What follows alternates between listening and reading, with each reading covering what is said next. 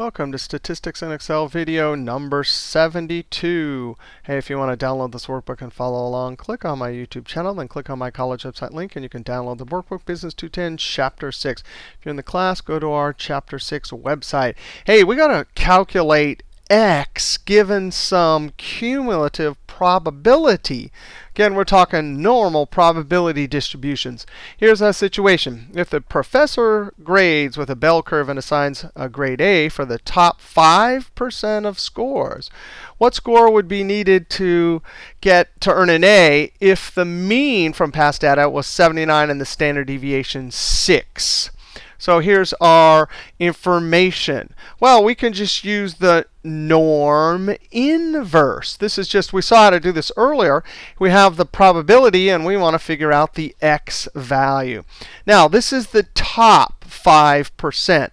So just as we did in earlier videos, we have to, since these functions do cumulative from the small to the big, we have to say 1 minus this, because we have to give the function 95%.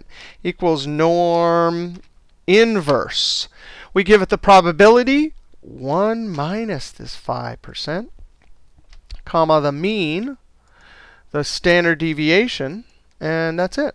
88.87. That's what we need to earn an A. Now, there's other ways to do this. The z, the textbook shows you this way. And if you're dealing with z's all the time, it just requires that you remember the calculation for z. Remember, z is whatever our x minus our mu divided by sigma. Well, if we want to solve for our x, what do we have to do? We'd have to multiply this by sigma and then add mu.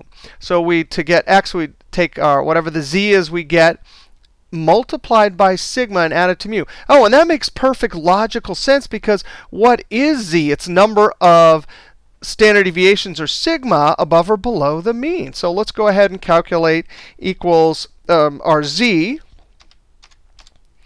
So we're going to do norm S inverse. Oh, I got it wrong again. Norm S inverse. And it wants the probability. The same thing, we got to do 1 minus. Oh, 1.64 standard deviations above.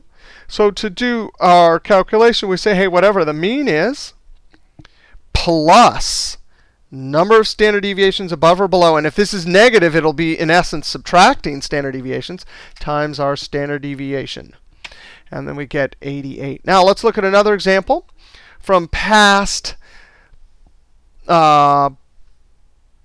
population data. This has a normal shape distribution. If the employees on average produce 1,000 boomerangs per day with a standard deviation of 50, how many boomerangs would have to be produced for the day's production level to be among the slowest 10% of the days?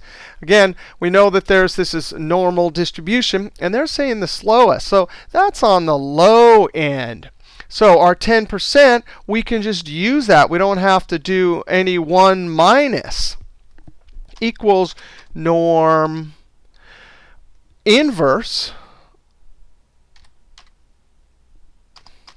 m di tab. So, and it wants, oops, I did it again. I don't know what I'm doing here. Norm, I thought I typed I and then tab. I guess I wasn't looking. The probability, this is on the low end, so we can just take flat out that 0.1, comma, our mean and our standard deviation. Oh, so anything 935 or 936 and less would be considered one of the 10% slowest days, amongst the slowest 10% of days. Now let's do it the z method.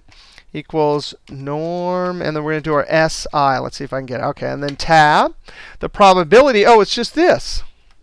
Oh, we're minus 1.28 standard deviations below the mean when we hit 10% of the slowest days. So the actual value then would be, hey, our mean plus how many standard deviations.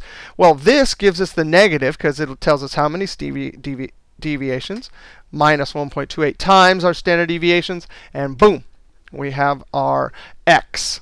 Now, when we come back, we'll have our last video for this chapter, the exponential distribution. See you next video.